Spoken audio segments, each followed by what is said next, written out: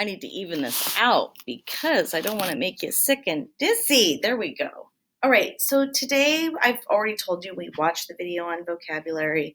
I move around a lot. I apologize for that. I noticed that when I watched my video. We are working on a story called At Home in the Ocean. One thing that when you guys are reading these different stories, you have target skills, and we also talk about the genre. The genre is the type of story that you're reading. And one of the target skills that you're going to be focusing on this week is author's purpose. And you're thinking, what is author's purpose? You might have heard about author's purpose in kindergarten. There are 3 reasons why an author might write a story. And I made a chart up here and I put the target skill because that is what your skill is going to be this week. We're going to focus on that. And it says author's purpose. This is a poster that I will leave up in the classroom that we can always refer to because each time we read a story, it's great to think about, why did this author write this story? And a little saying that will kind of help you, it's as easy as pie. And if you noticed, I put the P, the I, and the E in capital letters because the P stands for persuade. And we'll talk about what persuade means in just a minute. And I put a capital I, and the I stands for inform.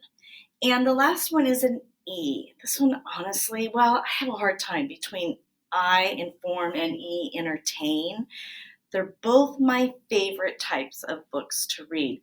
I love to read books that inform me and give me information. And I love to read books that entertain and are funny and they make me feel good. So I'm going to quickly write. I'm going to pause and I'm going to write the definitions so you guys don't have to wait through all that.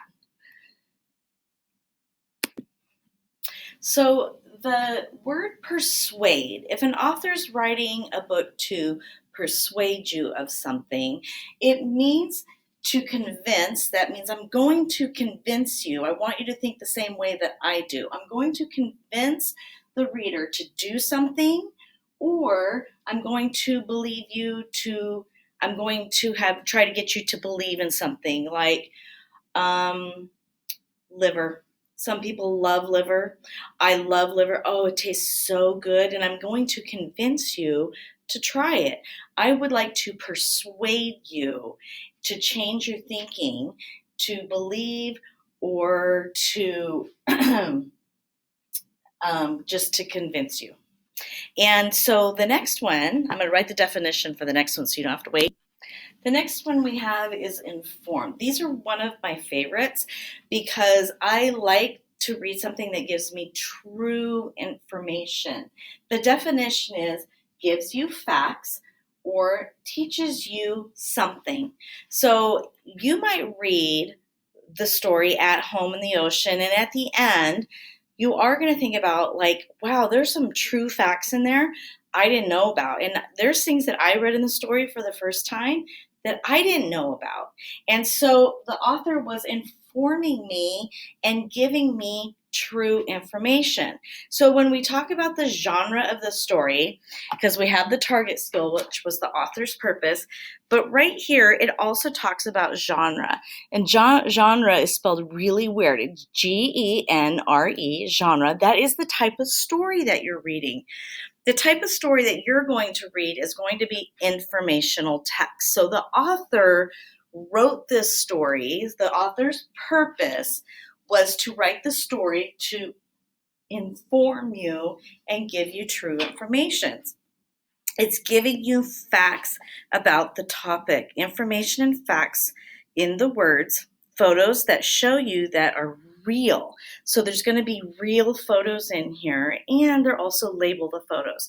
So it helps you understand what's going on in the story and what the main idea is and the details in the story. We've talked about main idea and details. And you're going to find those when they're in an informational text. So in this story, the author wrote it to inform you. Now, the last type of story that an author may write is entertain. And let me write the definition real quick. So the last one is entertain. And entertain is also one that I really love. And it's to make you enjoy what you are reading. So the author's purpose is to entertain you. Some of you like to read Magic Tree House. Some of you like to read Henry and Mudge. Those are books that might entertain you and you enjoy reading, and then it helps you to go, oh, I want to find another book like that because it's so good and I find it very entertaining. So that is the target skill we're going to be working on this week is author's purpose. Why did an author write that type of book? So oftentimes now I'm going to ask you, what is the author's purpose of this story? Did the author write the story to persuade you to think a certain way, to convince you? Did the author write the story to inform you and give you true facts, information, or did the author write the story just to entertain you? I read you a story today called I Saw Santa, I believe, and I want you to think about, do you think that is a story to persuade you, to inform you, or entertain just to enjoy? I'm thinking entertain. I'm hoping that you enjoyed the story.